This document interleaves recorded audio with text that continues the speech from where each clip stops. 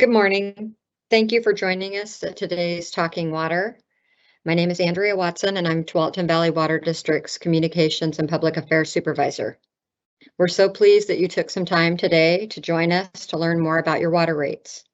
In the past, we've hosted these sessions in person in open house format, and we really miss seeing our customers and directly able to exchange with you verbally what your questions might be. So we know we leave with an understanding. So we just want to acknowledge that the virtual format has limitations, but we're really pleased to be able to offer you this opportunity. Next slide, please. And we wanted to clarify today that we will be discussing the water rates and charges. Many of our customers receive bills jointly with Clean Water Services, who provides storm and wastewater management services. They're a separate agency. They set their rates independently from Tualatin Valley Water, and we provide your drinking water and water for fire protection services in the community. To begin, we'd just like to go over some of the logistics about working in the Microsoft Teams platform, which is where you've joined us today.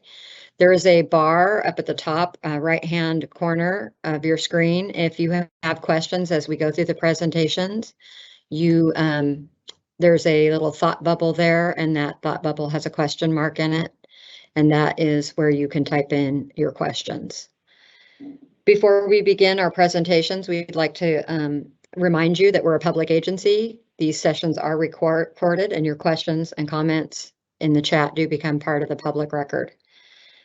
We open up the question and answer at the end, but you're welcome to put your questions in that chat box at any time, and we encourage you to do so because there is a lot of information in the presentations. After you submit your questions, we have staff here this morning that'll review that and locate a subject matter expert to answer it for you. And that may take a few minutes before your question shows back up where you can see it. And we also just want to remind you that, we do have a community standard here. So if we can keep those things, comments and questions inclusive and not discriminatory, no profanity, things like that, if those are contained in there, we won't be able to publish the question. We will just simply reword as much of it as we can, and we'll get to the meat of it, but that is part of our procedures. Next slide.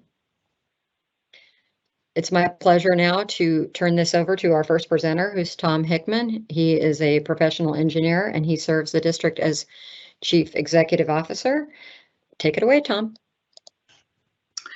Thank you, Andrea, and good morning to those of you that are attending, and I really appreciate you sharing your time with us this morning on a Saturday morning. So my job as CEO is to oversee all the operations and finance, every aspect of the district. But I have phenomenal staff that we have helping us, and they're here today. So a couple things that I wanted to acknowledge. I report to a board of directors. They're elected. We have two of them on the call today, Commissioner Jim Doan and Commissioner Jim Duggan. So they pay close attention to what our customers have to say, and certainly are here to hear what you have to say today. Today's focus is all about rates. And the proposed rate increase, how we came about it, what we did, so that you have a better understanding of why your rates need to go up. The Board of Commissioners will be collecting input in advance of adopting the water rates. These rates will be in effect for the next 2 years once they're formally adopted. It's important to point out that the water rates you pay only can fund the operation, management, maintenance, and construction of your water system. So we have no other sources of revenue. Our funding comes only from rates, and we receive nothing from taxes like what many cities do. To help you understand the purpose of the proposed rate increase, I have our CFO today, Paul Matthews, and our Willamette Water Supply Director, Dave Kraska, and they will be sharing with you what's going into your water rates and why your rates are increasing.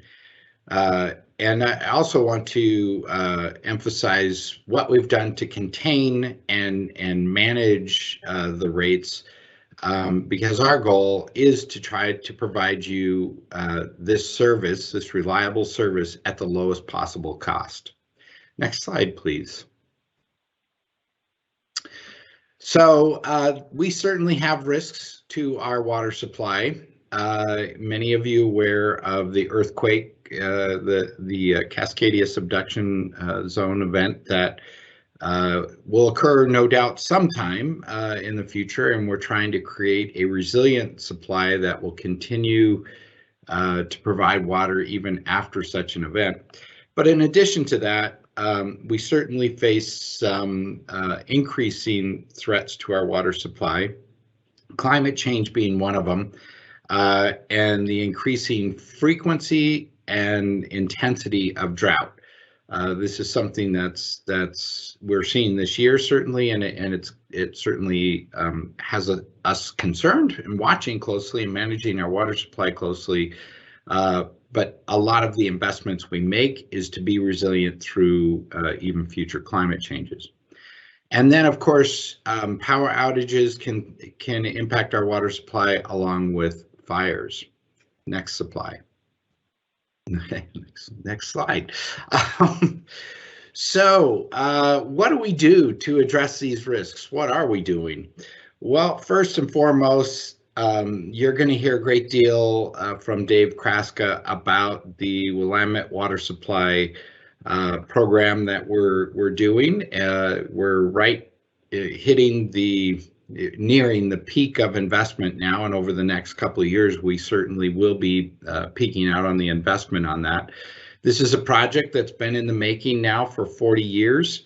And the district took a lot of actions early on in prior years to best position the district in order to take on this phase, which is the construction phase, the final phase. In addition to the Willamette supply that we'll have online by mid-2026, we also have reservoirs in the system that can help us meet those peak periods, peak demand periods that we can draw from. And then another one that many people aren't aware of is our aquifer storage and recovery, where we take flows when they're higher and available, and we actually put that water into the ground, and then we pull that back out of the ground during lower flow periods. So that's another way we help meet our peak demands. And then we also have regional partnerships with the Joint Water Commission through Hillsborough, and we have a contractual relation with Portland Water Bureau. Both are critical for us to have, again, a very reliable and robust supply. And then lastly, and certainly not least, is water conservation is another source where we try to take our existing supply and stretch it further by using our water wisely and efficiently. Next slide, please.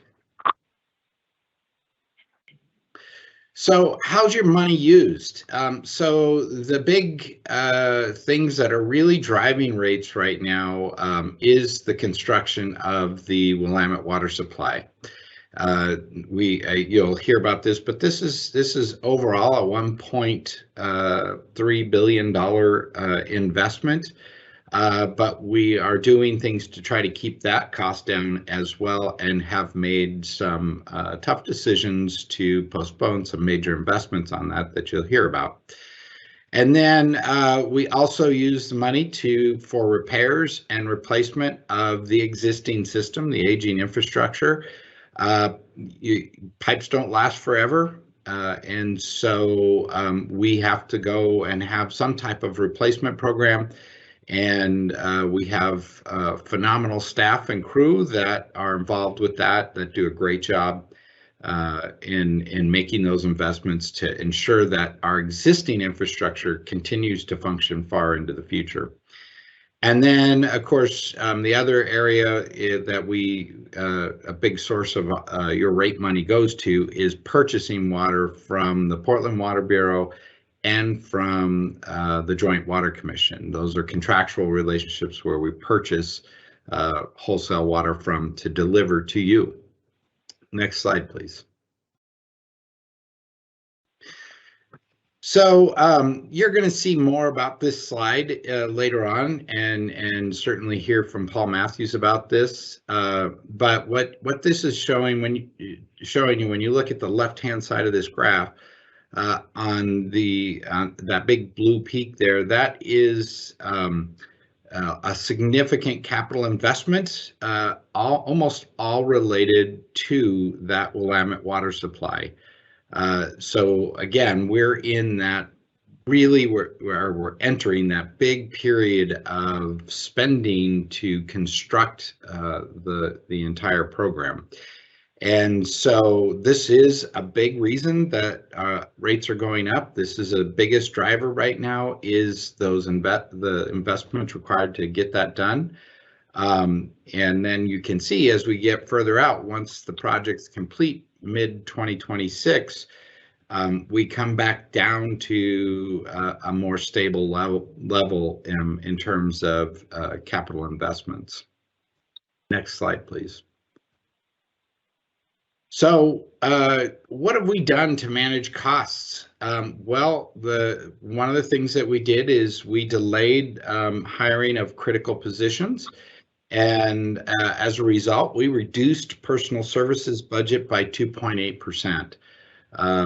It may not sound like much, but we are a lean organization and a lean staff, and it certainly is felt in the workload. But we felt that we had to do everything we could with our existing resources to meet the demand today in order to try to help keep rates down as much as possible. And then the other more significant deal and the bigger impact on rates was we deferred $50 million of infrastructure projects. This was some very difficult discussions with our partner agencies that we all had to agree on to postpone these investments and agree that we will revisit these at a future date when our financial situation, where we just don't have so much heavy lift, and maybe the economy hopefully is in a more robust position. And then lastly, we partnered with other utilities to lower and share costs. So we partnered with Hillsborough and Beaverton, and we are able to share the costs of the Willamette Water Supply by partnering with them. And then, of course, you'll also hear that about the WIFIA loan, which is a low-interest loan that we got through a federal program that really was brought about by Senator Merkley. And that will save us in the future significant dollars by lowering the interest rate that we are borrowing that money for. Next slide, please. So what are our financial strategies? Well, so first we have to acknowledge the risks that we have. We have significant risk that future rate increases could be higher than planned if we didn't take actions today.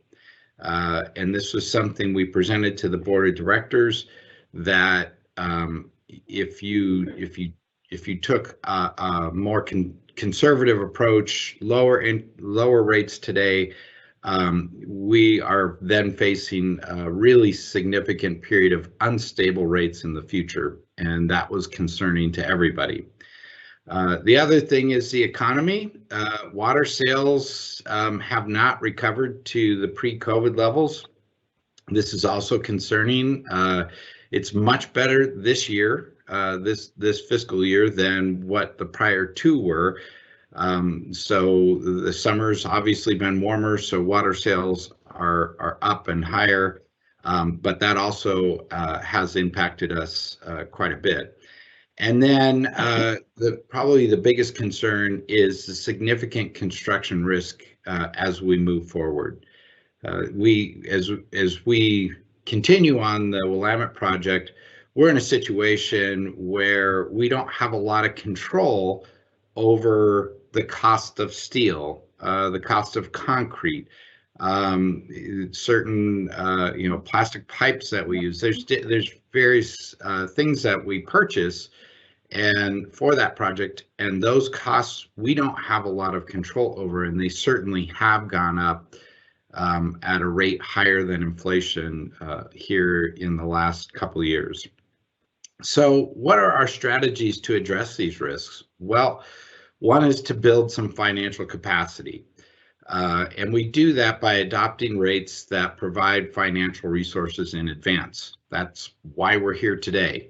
And we also realize that we have customers that are already struggling, and the board took what I believed a very courageous and forward-looking view on helping our customers and increased our customer emergency assistance program for those that are in a financial challenging situation to pay their bill. And then we are pursuing federal and state assistance. This is really the first year that the district has really aggressively gotten in that business. And we've been somewhat successful in that we are shortlisted on both Senator Merkley and Senator Wyden's appropriations list. Not for a lot of money at this point, but we will continue to pursue those kinds of dollars where we can. Certainly with the new bill that Congress passed on infrastructure, there's additional opportunities that we are pursuing in terms of grants to also help bring in some financial dollars that can really help us in the future with future rates. Next slide.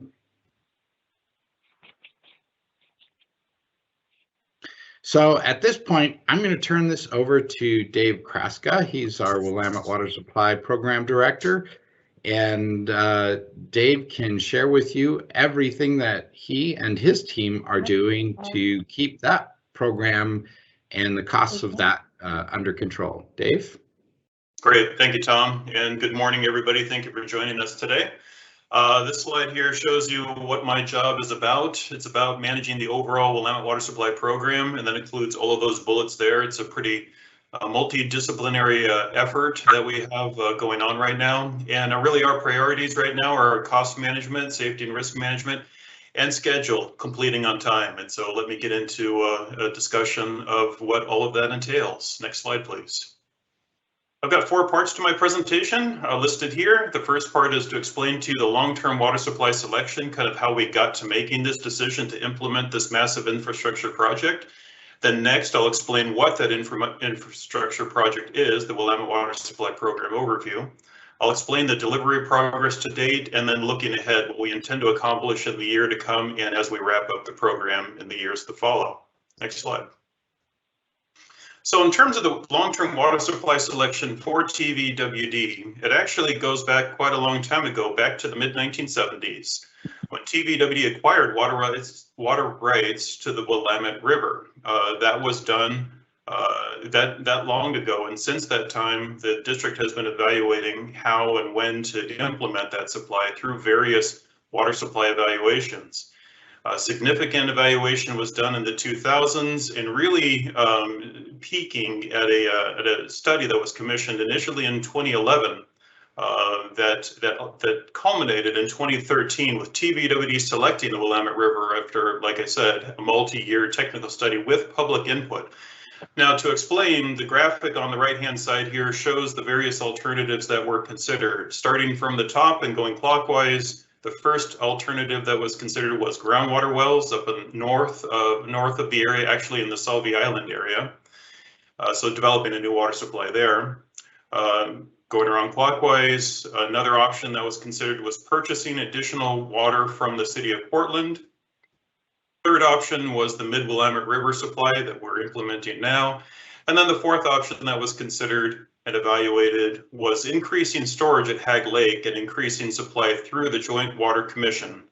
And ultimately, through this analysis, and again with public input, the Mid-Willamette River site or option was selected for these reasons here listed on the left. Lower cost of these options considered, the Willamette supply is the lower cost alternative. Therefore, long term, it has less impact on rates. It provides excellent water quality as proven by almost 2 decades of operation for the city of Wilsonville and also the city of Sherwood that have been taking their supply from this exact location. It provides ownership of the water supply to TVWD, which provides long-term stability in terms of control and costs of water supply for the district. It's a reliable supply, and it has fewer environmental impacts. Of evaluating what it takes to implement all of these options, developing the Mid-Willamette supply has the lower environmental impact, and therefore, for all these reasons, it was selected for implementation. Next slide, please. So next up, I want to give an overview of the overall program. So we just discussed how it was selected to go to the supply. Now we create the program to get it done. Next slide. Starts off with a mission. What are we trying to accomplish? And stated here, I'll read it out loud on the left-hand side. It's to provide a cost-effective, reliable, and resilient water supply system by July 2026 that benefits current and future generations of the communities we serve and supports a vibrant local economy. So there's a lot contained in that mission statement that guides everything we do in the program. And perhaps most important of all of those things, it's hard to say one point is more important than another because there's a lot in this mission statement, but to provide clarity, it gives us an endpoint. We've got to be done by July 2026, and that really drives everything we do in terms of schedule. Across the bottom, I'll also point out that TVWD is not doing this project alone. It's being done in partnership with the cities of Hillsborough and Beaverton. Therefore, all the costs and all the efforts that we're implementing to get this project done and requiring to get this project done is being shared with our program partners. Next slide. So regarding an overview of the overall system, a very simple schematic of it is on the right-hand side here, and you have some bullets to kind of explain what each of those numbers are. First off is the Willamette River intake located in Wilsonville. So this is an existing intake, as I mentioned, was built about 20 years ago and has been in operation since then. What we are doing is we are expanding that intake and also increasing its seismic stability so that it will be designed and built to withstand an event such as the Cascadia subduction zone event.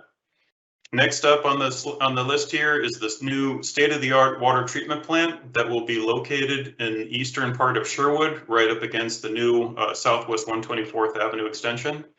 More than 30 miles of large diameter pipeline connecting all of that to the distribution systems. And another major feature is water storage tanks. 2 water storage tanks that will be located at the top of Cooper Mountain, ultimately 2. Initially, we're just building 1. More to come on that. Next slide, please.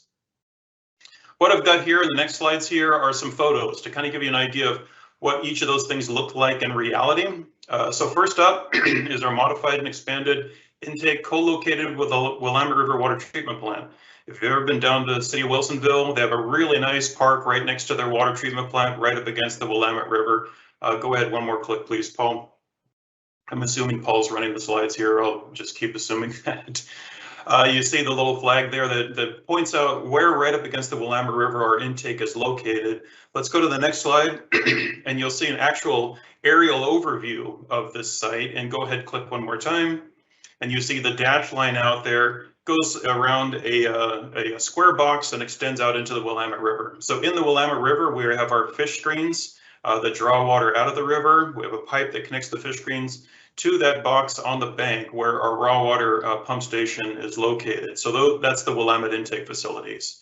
If you're a little confused about this site, this isn't showing our construction. The top of that photo there is actually a concrete plant, Wilsonville Concrete Products. Their facilities are located, that would be just to the east of the existing Willamette River Water Treatment Plant that currently supplies water to the cities of Wilsonville and Sherwood. Next slide.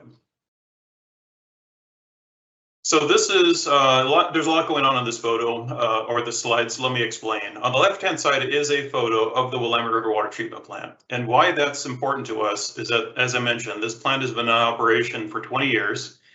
And it's been in operation successfully. It's been providing potable water to those two cities since that time. And so there's a lot to be learned from that in terms of the success of that plant and building off of it. So we don't need to reinvent the wheel for our project, but there's a lot to be learned from it. And a lot of technological advances have happened since those 20 years. And those are going to be implemented on our project, which is shown in this engineering drawing on the upper right of this slide. So that shows the overall plan from an engineering detail perspective of our treatment plant, which will be located in the city of Sherwood. And as I mentioned, right up against Southwest 124th Avenue. That's just on the right edge of that drawing. This box down here in the bottom explains what I mean by the bottom statement here about having a multi-barrier water treatment plant to provide clean water. What we mean by that is in this chart here on the left-hand side, we talk about the constituents that are in raw water in various levels and various types. They are turbidity and particles, pathogens, tastes and odors, trace organics, and potentially emerging contaminants. So each of those things are things that we want to take out of the water to make it potable. And across the top are the various processes that we will have at our water treatment plant, including ballasted flocculation, intermediate ozone, GAC filtration, UV disinfection, and chlorine disinfection.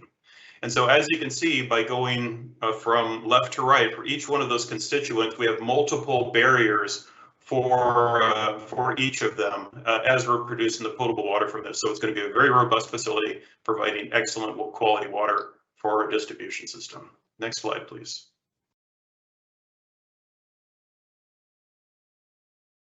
Click. There we go. So pipelines. This is our 66-inch pipeline project on the right-hand side here. It's our 66-inch pipeline, welded steel pipeline. This is actually one of our projects in the city of Wilsonville that we did in partnership with Wilsonville as they were constructing a new road. We installed our pipeline first, and then they built the road on top of it. We'll have more than 30 miles of this ultimately that connects all of our facilities to the distribution system. Next slide, please. And then the other feature I mentioned were the storage tanks. So what do those look like? They look like this. And these are actually the storage tanks for the Joint Water Commission. These are two 20 million gallon pre-stressed concrete reservoirs. Ours will be 15 million gallons in size, so a little bit smaller than what's shown here. And as I mentioned before, that I'll explain a little bit further, we're only going to be constructing one of the two that are ultimately planned for the site that we have on the top of Cooper Mountain. Next slide. So what have we gotten done so far? The program, the Willamette Water Supply Program, has been in operation since 2015. So since that time, we've spent about $300 million in getting all of this done. And these next slides will show you what we've gotten done in that time. Next slide.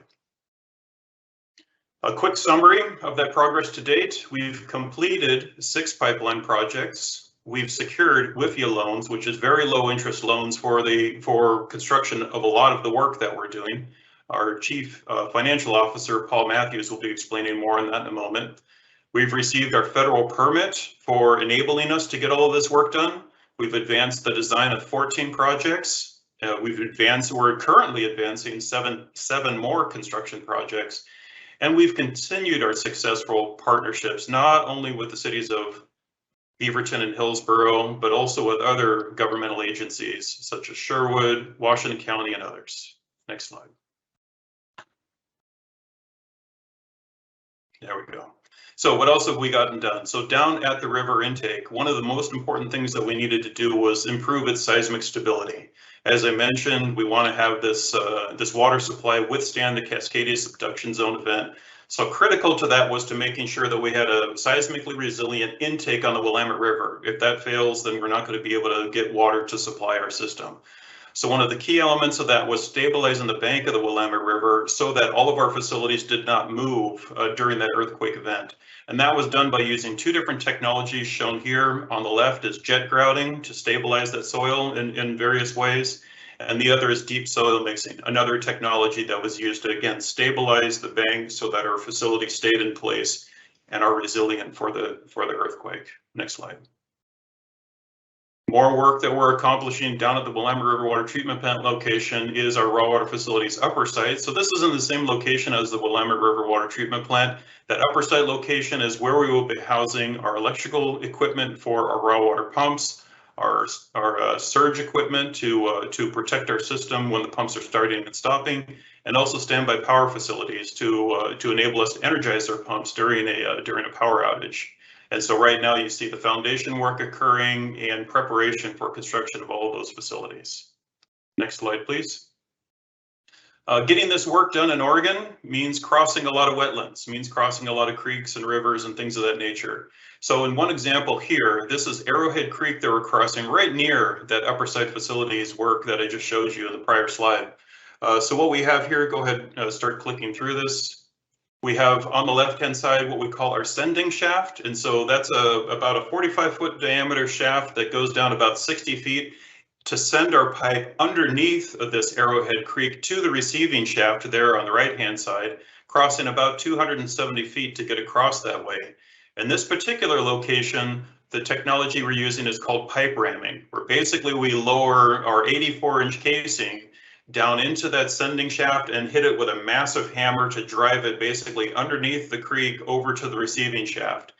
And through our evaluation of various technologies and ways of getting this done, including open trenching across it, this technology and this approach was found to really check a lot of boxes. Primarily was this is the most economical way to get it done, the safest way to get it done, and the least environmentally impactful way to get this work done. Go to the next slide. In other locations, we find that those boxes are checked using an open trench technology, where we're getting across, in this case, Coffee Lake Creek, which is only a little ways away from Arrowhead Creek. This creek flows from right to left on this particular photo, and in this particular case, open trenching was the appropriate path. So basically, you see our open trench through that, our pipe being installed across Coffee Lake Creek. And in this particular situation, we have a pipe that carries the water of Coffee Lake Creek through our construction, so we're not impeding the flow of that creek while we're doing our construction. Next slide. In any of these cases, whenever we're done, we want to make it look like we were never there. And so that's what we're showing in this photo, that once the construction was completed, we put a lot of effort into restoring that area back to its natural environment. So again, it looks like we were never there. Next slide, please. You might have also seen some of our work in the South Beaverton area. So this shows, this photo here shows our pipeline installation along Tile Flat Road. So this is actually a bigger pipeline construction project along Tile Flat Road and also Shoals Ferry Road. So you might have seen our pipeline installation work going on in there. We had to move it pretty quickly because we needed to get our pipeline installation work done prior to all the residential development that's going to be occurring in the area. If we were conflicting with that, it would have cost us a lot more money and taken us a lot more time. Similarly, the other work that we were frankly just finishing up right now is our pipeline work in Roy Rogers Road, just south of Shoals Ferry Road. And that's actually a partnership project with Washington County. Again, it's more of our 66-inch pipeline installation work that we did in partnership with them as they were planning to expand Roy Rogers Road. We did our project with them so we could get our pipeline in, and then they could build the road on top of us as rather than having our projects conflict. Next slide. Sometimes we work at night. And so in this particular situation, we needed to get across 209th Avenue right near Farmington, kind of a busy intersection at times. And so we found that really the best, safest, and quickest way to get this work done is to do the work at night. Working with Washington County, we were able to shut down this intersection for a weekend.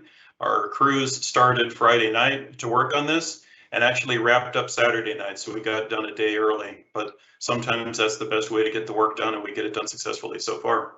Next slide, please. So the other nice thing for me to report out is how much of this money is staying locally. And what we mean by locally, it's defined as within 50 miles of all of the program work that's going on. So 94% of the work that's being done is being done by what we call local businesses, including all of the pipelines that you saw being installed in these photos, almost all of it. was built in Northwest Pipe, which is in North Portland. So it's really phenomenal that much of the work that's been done by consultants, contractors, equipment suppliers, vendors, flaggers, the people you see out there are local people, by and large.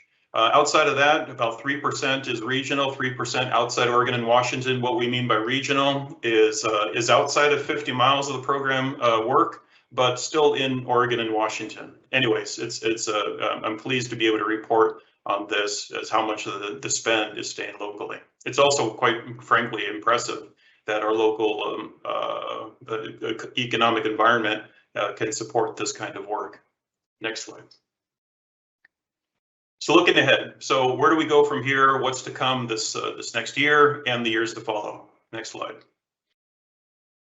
So what you see here on the right-hand side of this is what we call a Gantt chart. So in very small text, there are all of our projects that we have to accomplish, and the bars, the horizontal bars there, you see is the duration of when those projects will occur. And there's a schedule, a timeline across the top. You'll see a bold line toward the right-hand side. That's our finish date, which is mid-2026, as I mentioned in our mission statement.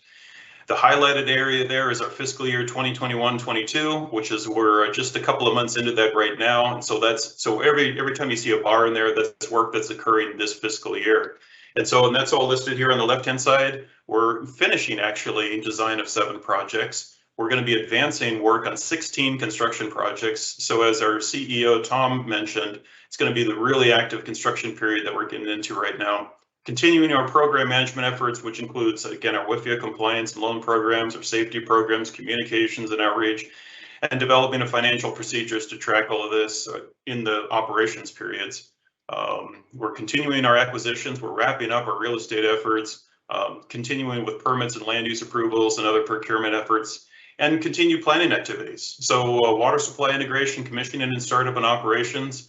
Even while we're building this now, we have to be planning for the date when we're actually integrating this new supply into the existing distribution systems to make sure that's done in as methodical and planned and as safe as way as possible.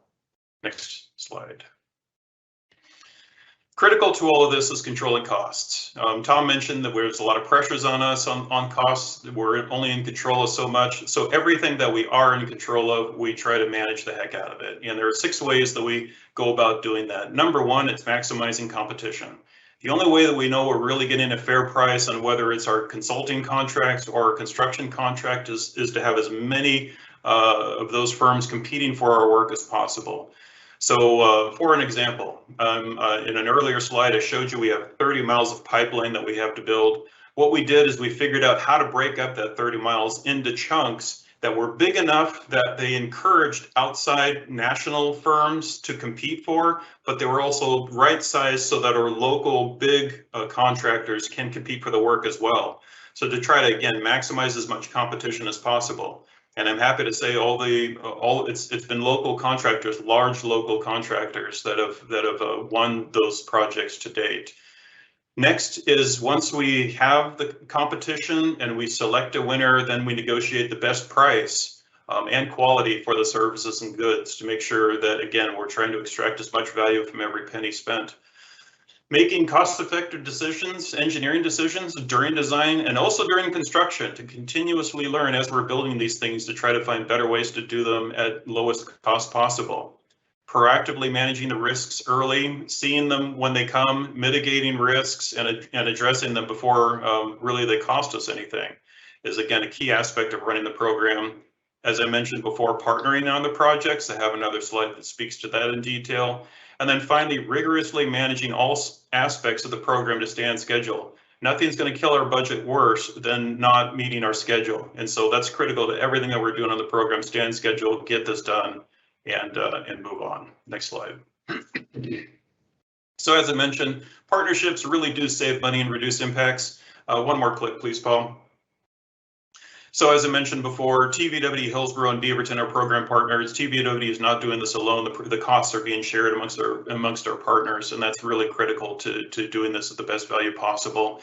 From the very beginning on this project, as well as getting the work done, is finding other ways to partner. As I mentioned earlier, the Kinsman Road project, our pipeline project in Wilsonville there, was a partnership with the city of Wilsonville and ODOT. They were building a road.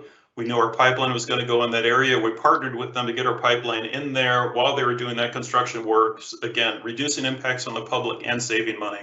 Similarly, Washington County was building 124th Avenue. We knew our pipeline was going to go through there. We accelerated our work to catch up with their schedule to get our pipeline done while they were doing that road project. And then finally, another example, South Hillsborough pipeline project was where we needed to coordinate with development in South Hillsborough, get our pipeline in there before they did the development, again, accelerating our work to do so. So again, reducing impacts, reducing costs, and it's something that we constantly do and we're continuing to do to this day. We have a number of partnership projects that we're doing with Washington County for all of these benefits. Next slide. So what this graphic is showing you is our annual effort. It says annual budget preparation and review. And so every year on the program, we have to make a presentation to our management committee and to the board.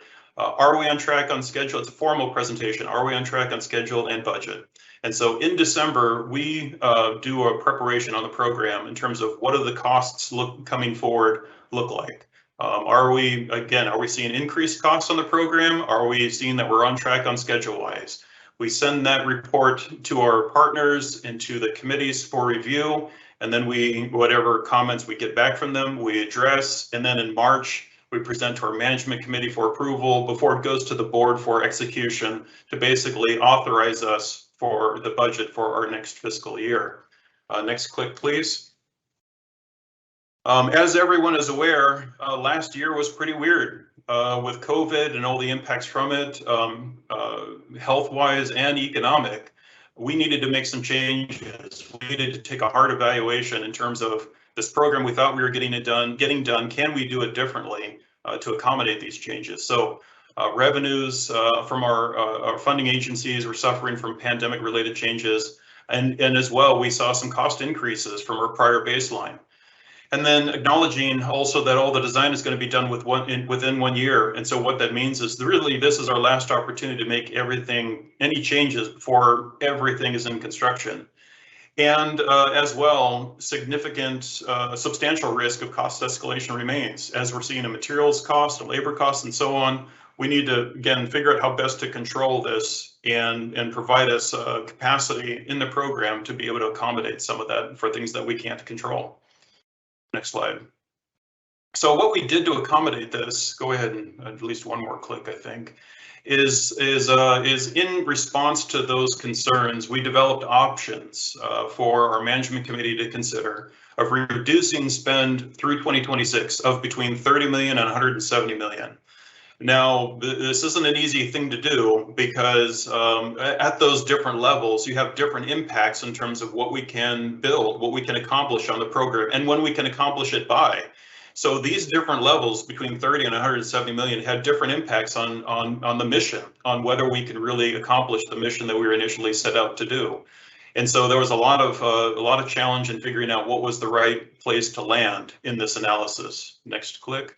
So there was a lot of evaluation of the options, and ultimately we selected options that would cut spending by $50 million on the program.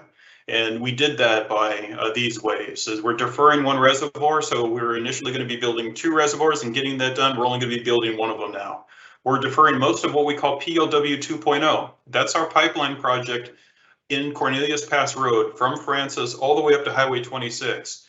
And we can start up and operate most of the Willamette Water Supply system without that section of pipe. And so we can still accomplish our on-time completion. We can still accomplish our new water supply, but with some limitations. And basically so most of that pipeline section is going to be deferred. And then some other deferrals in order to reach this $50 million threshold, including our fiber optic network for communications of the whole system, and some minor water treatment plant components, and also basically delaying some staff positions, basically holding off on including that.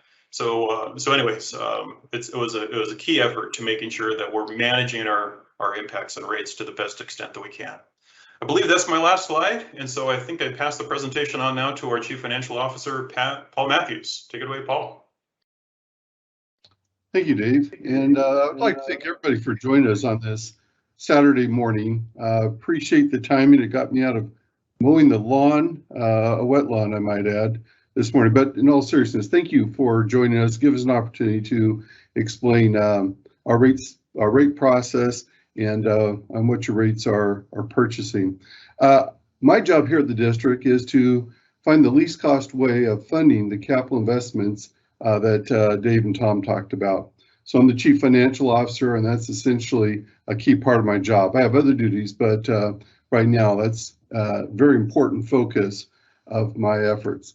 And talking about money, whether you're in a family environment or a church or anywhere, is always a difficult thing. But if we want to have an honest discussion, we need to talk about the cost of the investments that Dave highlighted. So with that, I'll get into the rest of my presentation if I can get the computer to cooperate.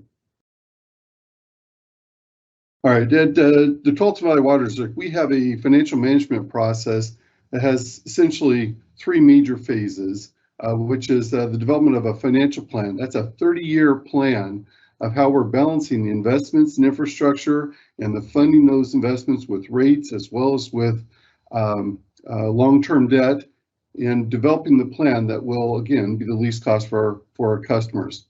30-year plan is our financial plan. We also have a budget, which we just approved, had adopted. That's a 2-year spending plan that sets legal appropriations. So that's the legal requirement in Oregon. We have a budget that is part of that 2-year.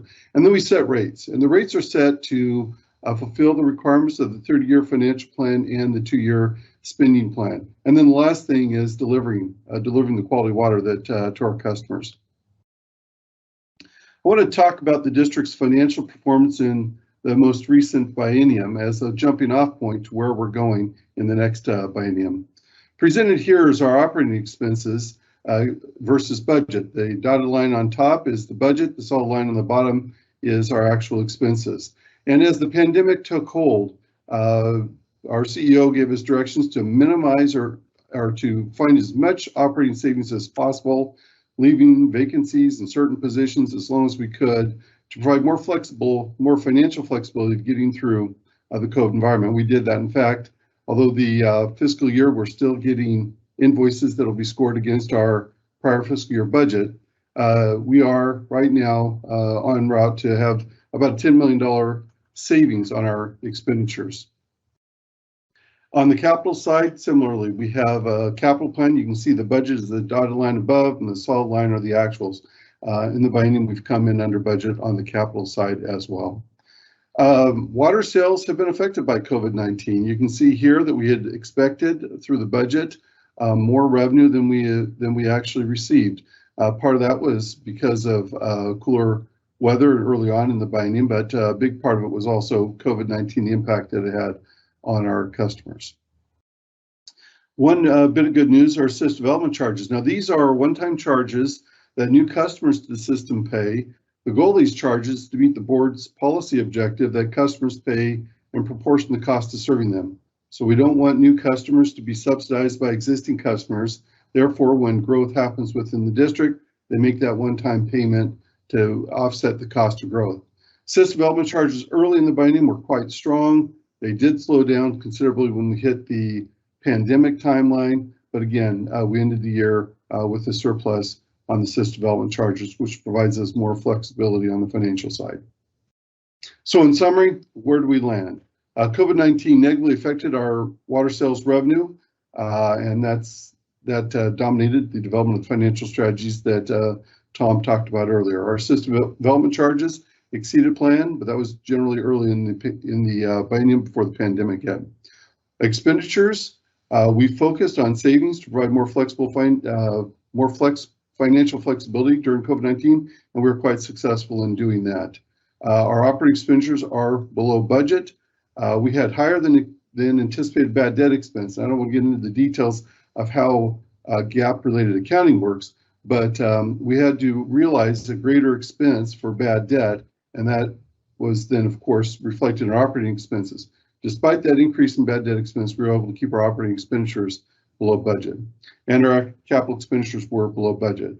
So from a cash position, we actually have projected any fund balance that is higher than we expected. In addition, we talked about the WIFIA loan. I'll talk a little bit more about that, but we have $68 million in cash that's accessible to us from the WIFIA loan that we haven't drawn yet. So the WIFIA loan is a low interest financing tool. It has an interest rate of 1.35% and a lot of other favorable terms that allow us to finance at a much lower cost. So we're happy about that WIFIA loan, saving us hundreds of millions of dollars long term in the financing. Right now, we have $68 million that we can draw on in addition to our cash balances. So our conclusion, COVID-19 did reduce our revenues, and that is affecting the district's financial performance as well as our debt strategy and our financial strategies. We have had savings that have, in the near term, offset those revenue shortfalls in spite of the increase in our bad debt expense. And in fact, we are still in a strong cash position here at the district. So the bottom line, 2019-21, we took a few hits, but I think we are still in a good position. I want to talk about our financial plan. Once we realize where we are from the prior biennium, we do develop our financial strategies. They were adopted by the board in March, and our financial plan was approved by the board at its May meeting. So Tom presented this graph earlier in his presentation. This graph, a similar graph like this, I've been presenting now over the past several years as we prepare for this major investment in the water supply system. The blue area is the investment in the Willamette Water Supply Program, which is the combination of the Willamette Water Supply System and something called the Willamette Intake Facilities Commission. The distinction really isn't all that important. The gray line down below is our in-district CIP, which includes a major investment in a pipeline that the Willamette Water Supply Program is actually building on behalf of the district, but it's going to connect the new water supply all the way through the district to our Metzger service area. You can see here graphically that we are hitting a peak of that capital outlay in 2023, just a little bit under $245 million. The table down below gives you the numbers. If you tend to prefer to see numbers rather than graph, you can lay it out. So during the next 10 years, we're anticipating over $900 million of capital outlay investment in infrastructure for the water system. We are going to fund some of that with debt. I talked about the low interest WIFIA loan. We are going to use that to keep our cost of capital as low as possible. In addition, we are anticipating in 2025 that we may need about $36 million in traditional revenue bonds to finish the program. That number is highly volatile depending on water sales that we have in the interim, as well as growth within the district and interest rates. So that number can move quite a bit from year to year. But right now, the financial plan indicates about $36 million of additional revenue bonds to fund the program. Then once that capital outlay starts to ramp down, the cash that we've been using to fund the capital outlay on a pay-go basis is then available to pay off the debt service that we're accumulating. I presented the risk to the forecast every year that we've been talking about this, and these risks are very similar, and I'm just going to hit a couple of highlights. First, we do purchase a lot of water from the city of Portland, and if you know, Portland is implementing a new treatment plant to deal with cryptosporidium in their system. We could face higher costs from Portland, and that would affect our financial forecast. Interest rates could go up. They could affect us. Good news on the WIFIA front, that interest rate's fixed at 1.35%, so we don't have much exposure there to the WIFIA loan, but we do to other borrowings at the district. Capital expenditures, many of us have been looking at the inflation rates that we're seeing in the economy in general, and it's especially hit some commodities very hard. Things that we buy a lot of, steel, cement, those items. So we're watching very carefully what's happening with the general level inflation that could affect our total capital project cost. And then the other category, I mentioned in past years that we could see an economic downturn or change in water demand. I didn't think it would be the result of a pandemic, but that's exactly what happened. So we could have either the lingering effects from the pandemic or, God forbid, something new could come along. Those are the risks that we have in the forecast. And as we develop our financial strategies, we've developed around a method to minimize those risks.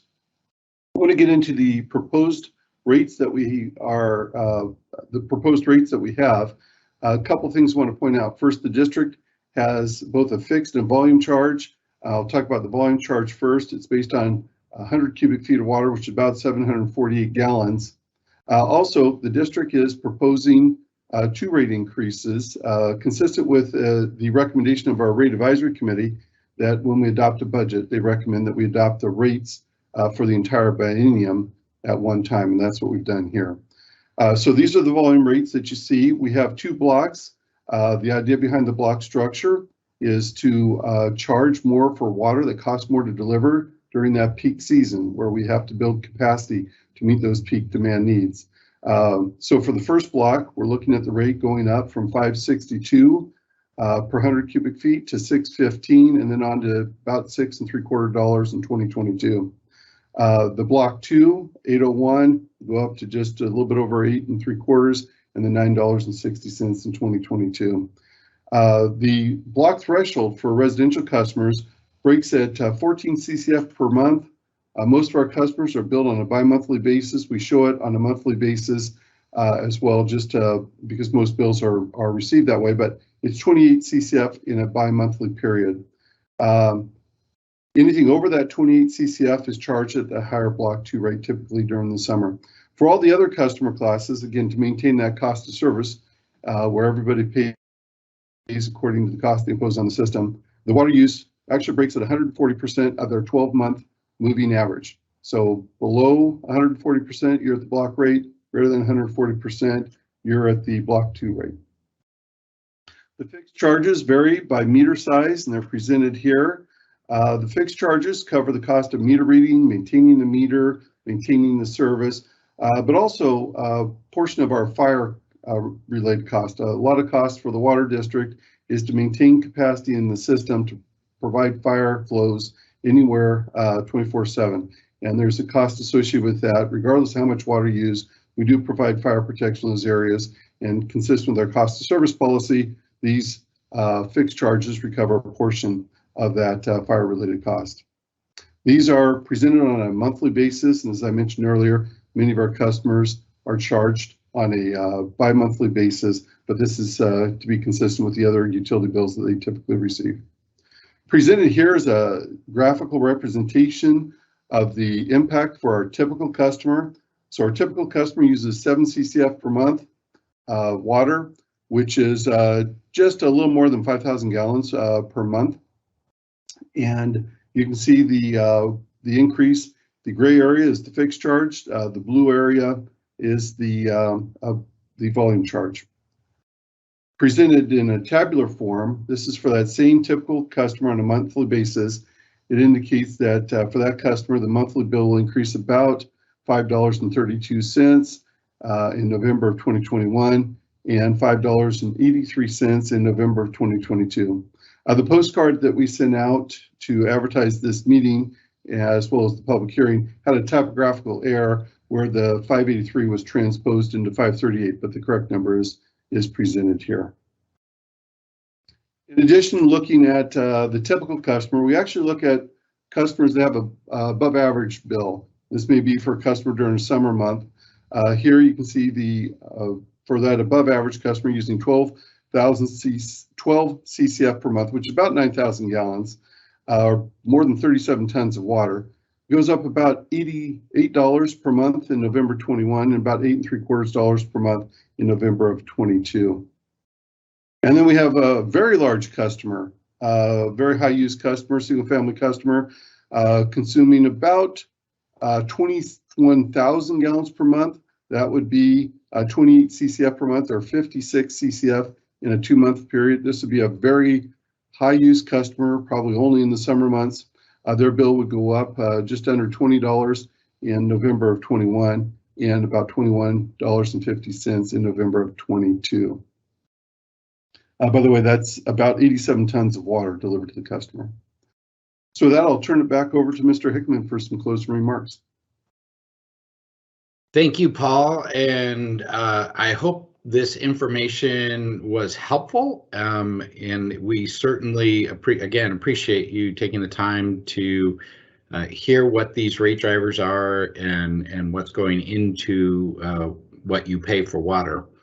The one thing I always point out, and I think one of the things that we forget is how incredibly valuable this is to us. We take it for granted. It is the only natural resource that I'm aware of that is delivered to your home on demand, 24 hours a day, 7 days a week, 365 days a year. And it's delivered at a cost of 1.2 cents per gallon. That is not something we take for granted. That is something we take very seriously to keep these costs down and manageable. But we do provide an incredibly valuable service for a very low cost to you on an on-demand basis. So with that, I am going to turn this back over to Andrea and Justin, and they are going to talk about more opportunities to weigh in on this, as well as us being able to answer your questions. Thanks, Tom, and thanks, Dave and Paul, for your informational presentations. I know we covered a lot of material. We have quite a few questions coming in, and we want to thank you for that. And we also want to let you know, as Paul mentioned earlier, this rate setting is part of a process in our financial management cycle. And there are some additional opportunities to stay involved in this process to its conclusion. This is our third informational session, and the sessions were all recorded and they have been put up on our YouTube channel. And you or your neighbors can view those recordings at any time. We also had a public hearing on Wednesday, August 18th. And as part of that hearing process, the board does accept comments, and they do that. We have an online form from our website. You can email us at board@tvwd.org, and you can also send a letter. That comment period closes this coming up Wednesday, August 25th at 4 p.m. And at that stage in the process, what we do is we assemble all the emails, the letters, the forms, as well as any comments we received in these informational sessions. And we package those up and send them out to each of our Board of Commissioners. So they have a good deal of time to read them and give them some thought and reflect on the input and comment that has been received in this process before they make a decision on Wednesday, September 15th. Due to COVID, that meeting on the 15th will be virtual, and there's information on our website on how to be involved if you'd like to attend that virtually using a similar format to what we offered you here today.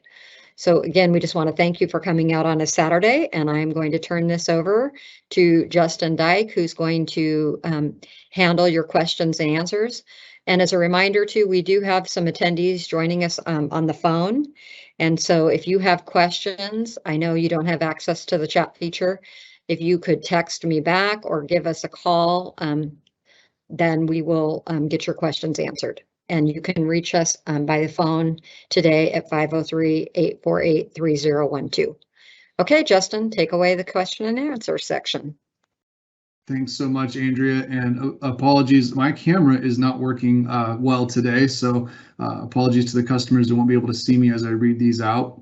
First question is going to be for Dave Kraska, and I'm going to read it out here from a customer named Sue. It says, what is the relationship of the Tualatin Watershed Enhancement Collaborative, TWEC, to the Tualatin Valley Water District?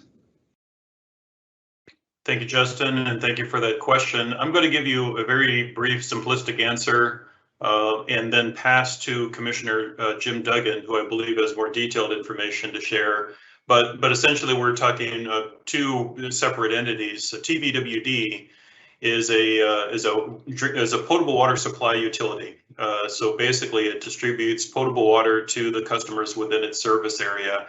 TWEC is an entity that's focused on addressing flooding and erosion and things related to stormwater and runoff and things of that nature. And so they're really two separate entities, I think for the most part unrelated, but I'd like to invite Commissioner Jim Duggan, who I believe has more detailed information on TWEC, to see if he has anything else to share. I just wanted to share that the Water District does partner with the folks that are working on all the initiatives of TWEC, such as when projects go forward that will affect the creeks in the basin, and specifically at Cedar Mill and North Johnson Creek. The Water District will be relocating our water lines. There's a big project that's going to be going on at the intersection of Murray and Walker in the coming years, and TVWD will be right there assisting with that major project. TWEC is really focused on improving the watershed health of Cedar Mill and North Johnson Creek, and also dealing with flooding and hoping to reduce the flood frequency, especially damaging floods that have occurred historically in that basin. So while TVWD doesn't have a direct relationship, we're right there with all the partners that are part of TWEC. And I believe in the chat response, there will be a link provided to get to the TWEC website. That's all I have. Thank you. Thanks so much, Commissioner Duggan, and thanks, Dave. We're going to go on to the next question. We'll be asking our Chief Engineer, Carrie Pack, to help with this one. Question is, you noted that Clean Water Services is distinct from Tualatin Valley Water District. Do you service banks, or are they independent? Thanks, Justin, and thank you for asking that question. My name is Carrie Pack. I am the Chief Engineer for Tualatin Valley Water District. And as was noted by Andrea at the earlier part of the presentation, Clean Water Services is a completely separate agency, and they provide stormwater and wastewater services to most of the unincorporated Washington County, as well as City of Banks. However, City of Banks Water District or Water Department is completely separate from us. I know that the City of Bank has some projects that they're working on right now, and the customers of banks are under a level 2 curtailment program, where you're asked to conserve water. But again, that's not part of our district, and Clean Water Services is not part of our agency. So we're all three different agencies providing different services. So. Thank you, Carrie. And moving along to our next question, which will be probably two individuals answering this. We'll start it off with our CEO, Tom Hickmann, and after that, we will transition a little bit of this answer to our Chief Financial Officer, Paul. Question is, will you be taking advantage of federal grants to help pay for infrastructure improvements? So thank you for that question. Grant money is really becoming available for the first time in quite a while. So we are pursuing a couple different grants that have just been made available here in the last couple weeks for various infrastructure projects that we are pursuing. However, we can't, this isn't money we can apply towards the Willamette Water Supply, at least not yet. We continue to look and pursue any grant funding that might be available, but we do have limitations on what we can do, get money for that because of the WIFIA loan that we got, which is also federal money and federally backed. As these opportunities become available, we certainly are pursuing them. But what I will do is turn it over to Paul here, and I'm sure Paul can add some additional detail. Thank you, Tom. So we are, in fact, pursuing additional low-interest loans through the WIFIA program to fund other aspects of our capital program, the in-district CIP, which will then integrate with the other WIFIA loan and reduce our overall cost of borrowing. And we have applied for a grant actually for the for part of the treatment plant operations in the new Willamette Water Supply system, and that is going through the grant process. So we'll see where that lands. Needless to say, we would we do want to pursue any opportunities that are available to us, and we continue to scour those to see if we can find ways to keep the overall cost of the program as low as possible to our customers.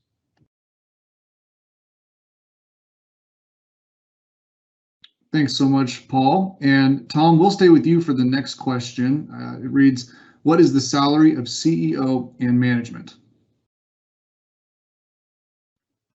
Thank you, and thanks for the question. So our salaries are basically competitive salaries with other entities and agencies in the region. We are well in line with those, so we're not out of line with other public entities in the area. We can have Andrea provide the specifics of that to you, and she can post those to you later. The other part that we always like to point out is, on a percentage basis compared to our budget, it's very low. In terms of how much we pay out in terms of personnel services compared to our overall budget. So the bulk of the money is going to this infrastructure to keep it either operational or repairing it, or the new infrastructure that we've talked about with the Willamette. Thanks, Tom. And we'll transition back to our Chief Financial Officer, Paul Matthews, for the next couple. Paul, the first one is explain bad debt. Well, I really appreciate this question because, we get wrapped around this, and most people aren't as interested in this as I am. So this is an opportunity for me to talk about something that is important. As part of our accounting processes, we follow what are called generally acceptable accounting principles. We need to have an allowance for what's called allowance for doubtful accounts, which essentially is when we look at the money that we brought in to report accurately our financial position, we have a reserve against that, realizing that not 100% of those receivables, the bills that we send out, will be paid in full. And we have to go through a rigorous process of evaluating whether or not that allowance is sufficient. More or less, have we recognized enough revenue that came in may not be fully paid for. When we hit the COVID-19 period, we suspended shutoffs, meaning that we had a moratorium that we wouldn't shut off customers during that period of time. And the amount of our receivables, account receivables, increased, the age of them increased, and that meant that our allowance for doubtful accounts was insufficient. So we had to have an expense, which is an accounting transaction, an expense called a bad debt expense that was able to increase that allowance up to the level that was prudent given the state of our account receivables. So it really is related to the pandemic. It's related to the increase in the aging of our account receivables, and it's an accounting mechanism that makes sure that when we report our financial performance through our audits and to our other stakeholders, that we've accurately reflected the fact that some of these bills may not be collected in a timely manner. Thank you.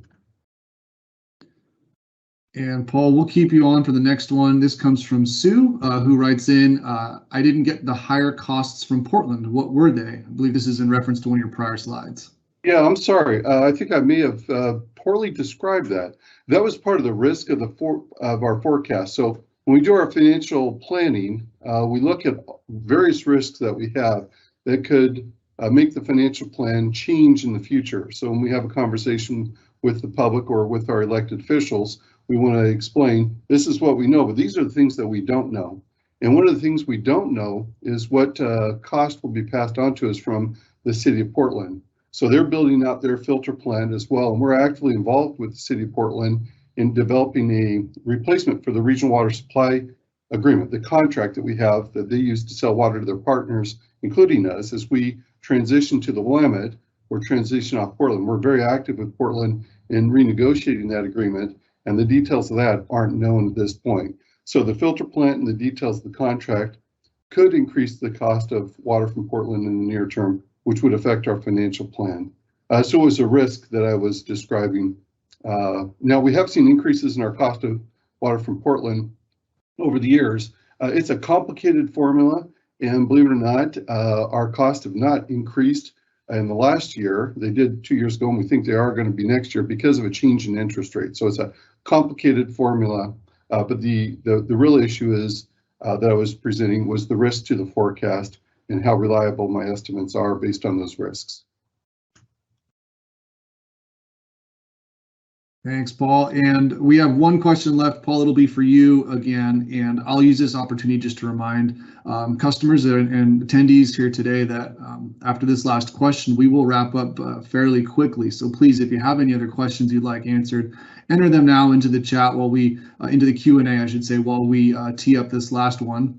And Paul, this one will be for you again. Will the rates come back to current or near current when all of the projects are done around 2027? So I mentioned the district has a 30-year financial plan, and what we do is we balance the borrowing, the debt, and the future debt service, as well as what we call pay-as-you-go investments in the infrastructure. So right now, the rates are set to provide enough cash flow to invest, make that investment in the system, which means we can borrow a little bit less. But once we hit that period of 2027, then we'll start paying an increase in debt service, which will then use, rather than using the cash to fund the ongoing capital expenditures, we'll use the cash to fund the debt service over the next 30 to 35 years. And a lot of the assets that we're building are literally going to have 100-year lives. So we use the debt to even out that expenditure into the future to reduce the immediate burden of the investment now, and as part of the district's policy on cost of service, to let the future customers who are benefiting from that infrastructure contribute to the acquisition of it. So to answer the question, we're expecting, as our capital expenditure declines, that the amount we need for our debt service we will increase, and that's the entire 30-year financial plan. That's the strategies to balance that pay-go and the long-term capital investment. Paul, if I could add to that real quickly, one of the things with these investments, these are multi-generational investments. And this is literally an investment that we are making for future generations that they also will be sharing in the cost. Similar, there were prior generations to us and people to us being here and taking advantage of the water supply. There were people in the past that made similar investments that we've all benefited from for a very long time. So it's a continuum and a true multi-generational investment. And it's one of those things where we're planting the trees today for future generations to enjoy the shade. And that's what this large investment in the Willamette Water Supply is.